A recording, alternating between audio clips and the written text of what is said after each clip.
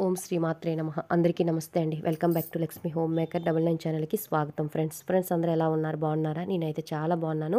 మీ అందరూ బాగుండాలని మనస్ఫూర్తిగా కోరుకుంటున్నానండి. అయితే ద మోస్ట్ రిక్వెస్టెడ్ వీడియో అండి. మన సిస్టర్స్ అయితే అడుగుతున్నారు, అక్క వైకుంఠ ఏకాదశి పూజా విధానం చెప్పండి, వైకుంఠ ఏకాదశి ఎప్పుడు వచ్చింది, ఒకసారి వీడియో చేసి పెట్టండి అక్క అని అడుగుతున్నారండి.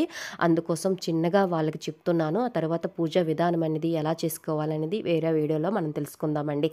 అయితే ఈ సంవత్సరము ముక్కోటి ఏకాదశి ఎప్పుడు వచ్చిందనే తెలుసుకునే ముందు నియమాలు ఇప్పుడు మనం తెలుసుకుందామండి. మనకి ముక్కోటి ఏకాదశి రోజు ఖచ్చితంగా బ్రహ్మముహూర్తంలో లేచి స్వామివారి వెంకటేశ్వర స్వామివారి పటంకైనా, రామయ్య తండ్రి పటమైనా సరే, లేదంటే విష్ణు స్వామివారిదైనా సరే, ఆ రోజు పటంకి చక్కగా తులసిమాలతో అలంకరించి పిండి దీపము పెట్టుకొని చక్కగా తులసి దళాలతో పూజ అయితే చేసుకోవాలి. అలాగే ఆ రోజు పానకం, వడపప్పు, పళ్ళు గట పెట్టండి స్వామివారికి. అలాగే టెంపుల్కి వెళ్ళి స్వామివారికి ఉత్తర ద్వారం గుండా మనము స్వామివారికి దర్శనం చేసుకోవాలి. ప్రతి టెంపుల్లో ఏర్పాటు చేస్తారు.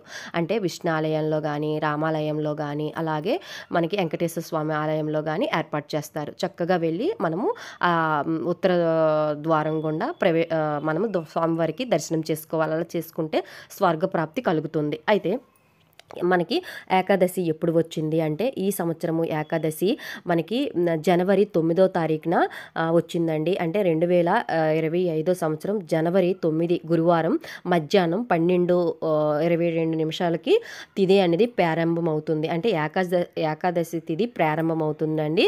మళ్ళీ మనకి తిథి ముగింపు జనవరి 10 శుక్రవారం ఉదయము 10:20 వరకు ఉంటుందండి. అంటే ముగిసిపోతుంది.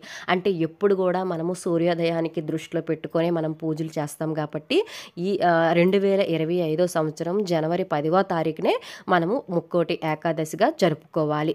ఓకేనా? అలాగే ఈ ముక్కోటి ఏకాదశి రోజు ఎవరైతే నియమనిష్టలతో పూజ చేసి ఉపవాసం ఉంటారో 24 ఏకాదశులు చేసినంత ప్రతిఫలం అయితే ఉంటుందని మనకి పురాణాలు చెప్పబడ్డాయి. ఆ రోజైతే ఖచ్చితంగా మీరు ఉపవాసము ఉండండి. ఓకేనా?